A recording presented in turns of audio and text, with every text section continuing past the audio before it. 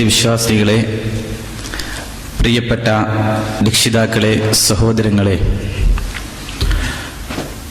സർവശക്തനായ അല്ലാഹു റബ്ബുൽ ഇസ്സത്തിന്റെ കൽപ്പനകളും നിർദ്ദേശങ്ങളും നബി സല്ലല്ലാഹു അലൈഹി വസല്ലമയുടെ സുന്നത്തുകൾ ശ്രദ്ധിക്കുകയും പിൻപറ്റുകയും ചെയ്യണമെന്ന് എല്ലാവരെയും ഓർമ്മപ്പെടുത്തുകയാണ്. മുസ്ലിമിന്റെ ജീവിതം എപ്രകാരമായിരിക്കണം, എങ്ങനെയായിരിക്കണം? ഇസ്ലാം മനുഷ്യനോട് അവന്റെ വ്യക്തിപരമായ ജീവിതത്തിൽ ശ്രദ്ധിക്കുവാനും പാലിക്കുവാനും പിൻപറ്റുവാനുമായി നിരവധി നിയമങ്ങളും നിയമസംഹിതകളും ഒക്കെ പഠിപ്പിച്ചിട്ടുണ്ട്. നമ്മെ കൊണ്ട് കഴിയുന്ന രീതിയിൽ അമലുസ്വാലിഹാത്തുകൾ ചെയ്യുകയും അതോടൊപ്പം ജീവിതത്തിൽ പുതിയ അറിവിന്റെ ബാലപാഠങ്ങൾ വീണ്ടും വീണ്ടും പഠിക്കുവാനും അറിഞ്ഞത് മറ്റുള്ളവരിലേക്ക് എത്തിക്കുവാനുമാണ് നമ്മൾ താല്പര്യപ്പെടേണ്ടത്. ഓരോ മുസ്ലിമിനും ഓരോ ഉത്തരവാദിത്തങ്ങളും കടമകളും കടപ്പാടുകളുമുണ്ട്. വ്യക്തിപരമായ ജീവിതത്തിൽ കുടുംബത്തിൽ കുറെ കടമകൾ നിർവഹിക്കേണ്ടതുണ്ട്. മക്കളോട്, ഭാര്യയോട്, സഹോദരിയോട്, സഹോദരനോടും, ഉമ്മയോടും ഉപ്പയോടുമൊക്കെ അവർക്ക് തിരിച്ചും ഒരുപാട് കാര്യങ്ങൾ നിർവഹിക്കേണ്ടതുണ്ട്. ഓഫീസിലെത്തിയാൽ തന്റെ ജോലിയിലും വിശ്വാസി നിർവഹിക്കേണ്ട കുറെ ബാധ്യത, വാഗ്ദാനങ്ങൾ നിർവഹിക്കുകയും നിറവേറ്റുകയും കടമകളും കരാറുകളും കൃത്യമായി പാലിക്കുകയും ചെയ്യുന്നവനായിരിക്കണം. വലിയ വേതനങ്ങൾക്ക് ജോലി ചെയ്യുന്ന മനുഷ്യന്മാര് അവർ മനസ്സിൽ അനുഭവിക്കാത്ത മനസ്സമാധാനവും മനഃശാന്തിയും ചെറിയ വേതനത്തിന് ജോലി ചെയ്യുന്നവർക്ക് കിട്ടുന്നുവെങ്കിൽ അതിലൊരു ബർക്കത്തുണ്ട് എങ്കിൽ അതെങ്ങനെയാണ് ഒരു മുസ്ലിം കൈവരിക്കുക? മുസ്ലിം സ്വീകരിക്കാനും പിൻപറ്റുവാനുമായി ഏറ്റവും പരമപ്രധാനമായത് അവൻ അറിവ് നേടുക എന്ന് തന്നെയാണ്. ഇന്ന് പഠിച്ച അറിവുകൾ തന്റെ കൂട്ടുകാർക്കും തന്റെ വീട്ടുകാർക്കും സമൂഹത്തിനും സ്നേഹഭാജനങ്ങൾക്കും എത്തിച്ചു കൊടുക്കുക. എത്തിച്ചു കൊടുത്ത അറിവ് അവർ മറ്റുള്ളവരിലേക്ക് പ്രദാനം ചെയ്യുന്നുവെങ്കിൽ അതിനനുസരിച്ചുകൊണ്ട് വീണ്ടും നമുക്ക് അതിന്റെ പ്രതിഫലം വന്നുകൊണ്ടേയിരിക്കും. മുസ്ലിമിന്റെ ബാധ്യതകളും കടമകളും ഒരിക്കലും അവസാനിക്കുന്നില്ല.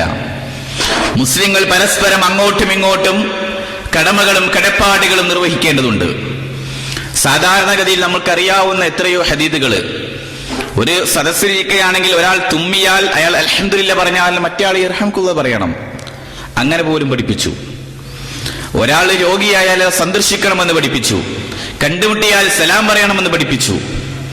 പിന്നെയോ ഓരോരുത്തർക്കും അവരുടെ ജീവിതത്തിൽ എത്ര കടമകള്.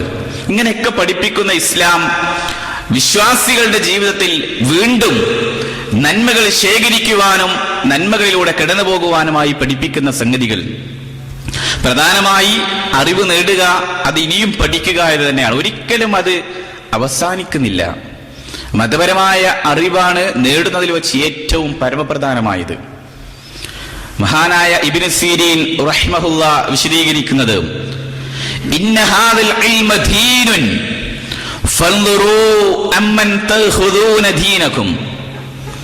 ദീൻ എന്ന് പറഞ്ഞാൽ, അല്ലെങ്കിൽ ആ ദീനിനെ അദ്ദേഹം വിശദീകരിക്കുന്നത് ജ്ഞാനം, അറിവുണ്ടല്ലോ, അത് തന്നെയാണ് മതം. അതുകൊണ്ട് ആരിൽ നിന്നാണ് നിങ്ങൾ സ്വീകരിക്കുന്നത് എന്ന് നിങ്ങൾ ശ്രദ്ധിച്ച് മനസ്സിലാക്കണം. ചീത്ത കൂട്ടുകെട്ടുകളും കൂട്ടുബന്ധങ്ങളുമാണെങ്കിൽ നമസ്കാരത്തിന്റെ സമയത്ത് നമ്മെ അതിലേക്ക് വഴി നടത്തിക്കൊള്ളണമെന്നില്ല. മോശപ്പെട്ട ഭാര്യയാണ് എങ്കിൽ തന്റെ ജീവിതത്തിൽ പലതരത്തിലും കുത്തഴിഞ്ഞ ചുറ്റുപാടുകളോടും സാഹചര്യങ്ങളോടും ബന്ധങ്ങൾ സ്ഥാപിക്കപ്പെടും. അതോടൊപ്പം തന്റെ ഡ്യൂട്ടിയിൽ തന്റെ കൂടെയുള്ള സഹപ്രവർത്തകന്മാർ അവർ ഓഫീസുകളിൽ കൃത്രിമത്വം കാണിക്കുന്നു. പലതരത്തില് അങ്ങോട്ടും ഇങ്ങോട്ടും പലതരത്തിൽ തിരിമറികൾ നടത്തിക്കൊണ്ടിരിക്കുന്നവരാണെങ്കിൽ അവരോടൊപ്പം ചേർന്ന് അങ്ങനെ അതിലേക്ക് പോകുന്ന ആളുകൾ ഉണ്ടായേക്കാം. എന്നാൽ നമ്മുടെ ജീവിതത്തിൽ എന്തൊരു വിഷയമാണെങ്കിലും അത് സ്വീകരിക്കുന്നിടത്തും അത് പിൻപറ്റുന്നിടത്തും അത് എവിടുന്നാണ് സ്വീകരിക്കുന്നത് എന്ന് കൃത്യമായി നമ്മൾ മനസ്സിലാക്കിയിരിക്കണം എന്നത് തന്നെയാണ്. കാരണം അറിവിന് ഇസ്ലാം ഒരുപാട് പ്രാധാന്യം നൽകിയിട്ടുണ്ട്. അത് പഠിക്കുന്ന ആളുകൾക്ക് വീണ്ടും പദവികളും ദറജകളും സ്ഥാനങ്ങളും നൽകുന്നു, നൽകപ്പെടുന്നു എന്നത് വിശുദ്ധ ഖുർആൻ തന്നെ പഠിപ്പിച്ച സംഗതിയാണല്ലോ.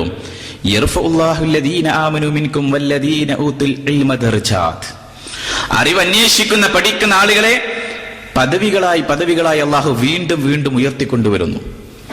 അള്ളാഹുവെ കൂടുതൽ ഭയപ്പെടുന്ന ആളുകളെ കുറിച്ച് പറഞ്ഞിടത്ത് ഇന്നമാ യഖ്ശല്ലാഹ മിൻ ഇബാദിഹിൽ ഉലമാ.